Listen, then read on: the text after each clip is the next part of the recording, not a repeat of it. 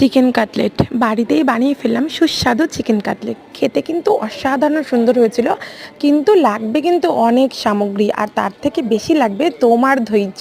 কেন এই chicken cutlet বানাতে গেলে কিন্তু অনেকটাই টাইম লেগে যায়। হ্যাঁ, আদা, পেঁয়াজ, কাঁচা লঙ্কা, রসুন, পেঁয়াজ পাতা, রসুন পাতা সব কুচি কুচি করে কেটে দিতে হয়। আর তার মধ্যে লাগে এইগুলো সব মিক্সড বাটা, ভিনিগার, ডিম, কর্নফ্লেভার পাউডার, তার মধ্যে chilli sauce, soya sauce, tomato sauce, নানান রকমের সস, নানান রকমের পাউডার। দেন লাগে হচ্ছে গোলমরিচ গুঁড়ো, জিরের গুঁড়ো, হলুদের গুঁড়ো, লঙ্কা, কাশ্মীরি লঙ্কার গুঁড়ো, সব কিছু দিয়ে কিন্তু মিক্সড করে মাখতে হবে। সাথে ডিল থাকবে 3-4টে ডিম।